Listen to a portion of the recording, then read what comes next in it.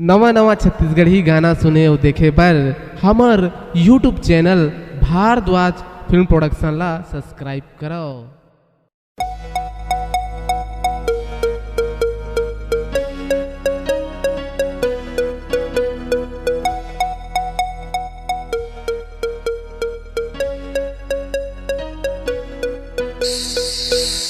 मायार तोरे बीना कैसे मैं जीऊं रे, दीवानी तोरे बीना कैसे मैं जीऊं ना।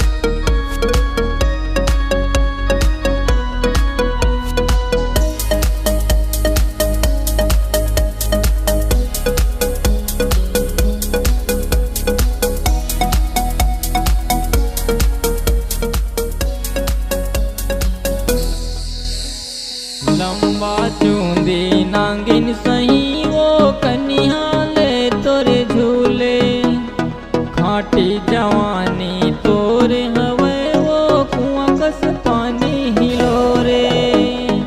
लंबा चूंदी नांगिन सही वो कन्या ले तोरे झूले, खाटी जवानी तोरे हवे वो कुआं कस पानी हिलो रे। तोरे बीना कैसे मैं जीऊं रे, दीवानी तोरे बीना कैसे मैं जीऊं रे।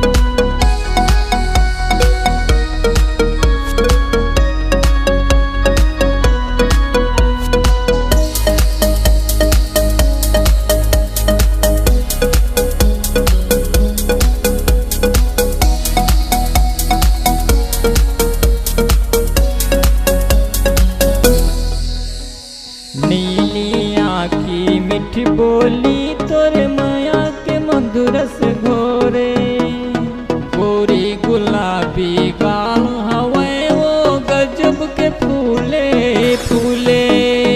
नीली आँखी मीठी बोली तोरे माया के मधुरस घोरे, गोरी गुलाबी गाल हवे वो गजब के फूले फूले। तोरे बीना कैसे मैं जीऊं रे, दीवानी तोरे बीना कैसे मैं जीऊं रे। मैं जीऊं कैसे ना, मैं जीऊं कैसे वो, मैं जीऊं कैसे रे, मैं जीऊं कैसे यार। नवा नवा छत्तीसगढ़ी गाना सुने और देखे बर हमर YouTube channel Bharadwaj film production ला सब्सक्राइब करो।